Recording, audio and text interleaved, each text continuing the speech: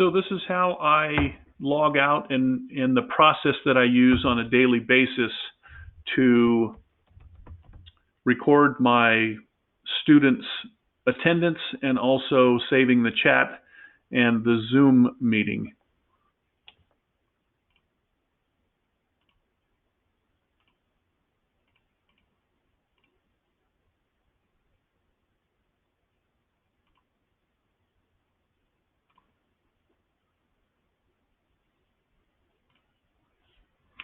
Okay, so the next part of the process is to click OK.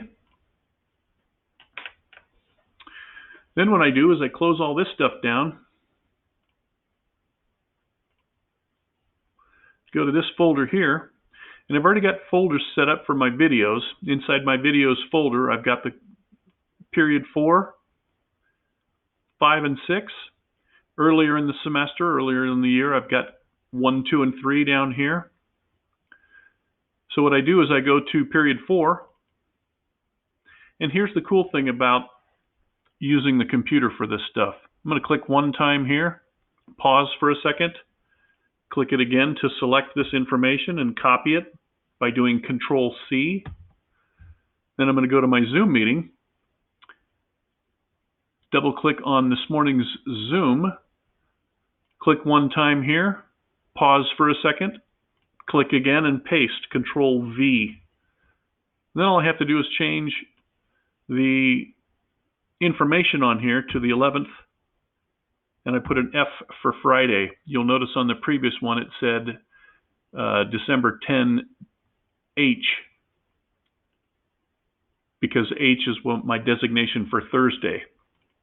So I'm going to select all this text and copy it, click on the meeting chat, pause for a second, click on the meeting chat again and paste, and add the word chat here. The only two files I save are the Zoom recording, which I put in my videos, and the Zoom chat, which I put in my Zoom chat folder.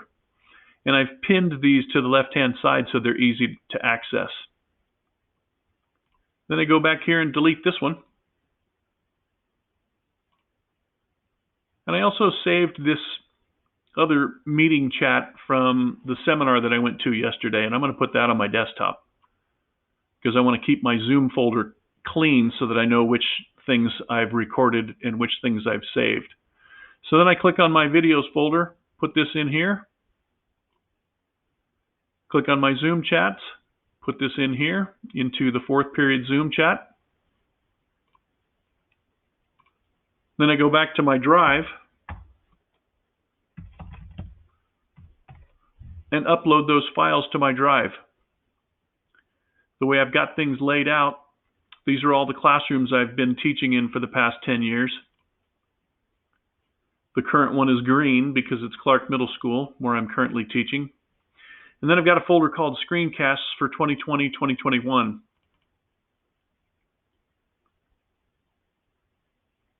Zoom recordings.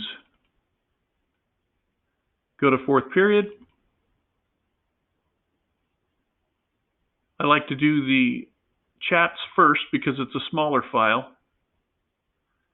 So I'm going to go File, Upload. Go to my Zoom Chats folder on my desktop. I can click on Date Modified to reverse the order so that it comes to the top. And as soon as this is uploaded, I can close this window. One last thing though before I go is to go back to my Zoom and download the attendance. So I'm going to go to Reports, Usage. It's always the one at the bottom. Here's the period 4 for today. Click on the number of students here in blue. Click on Export with Meeting Data and Show Unique Users and export. So I've got these also saved in order in my Zoom chats, and I call it my attendance spreadsheets. And again, one of the cool things about the computer is, rather than having to rename this, I can just click on yesterday's and change the title to today's and save it. Then I can check that against my attendance later on today. But I do want to put that in my drive also, because I don't like saving it on my desktop. So I'm going to go back to my folder. Oh, this one. And in today's fourth period, here's my attendance spreadsheets.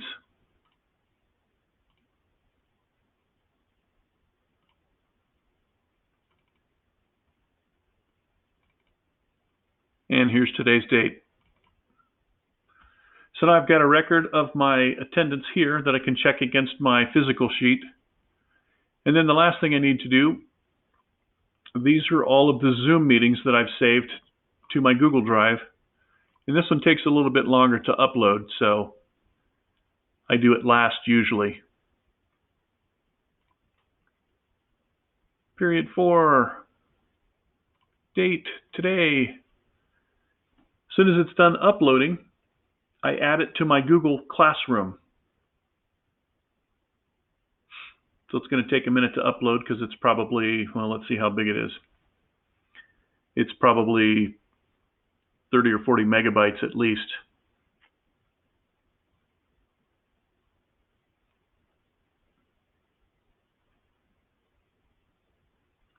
So as soon as it's done uploading, that'll change to a check mark. Then I can go back to today's Google Classroom and put it on the top assignment. In this case, the top assignment is an announcement because I didn't give them an assignment, but I did a review of everything we did this week.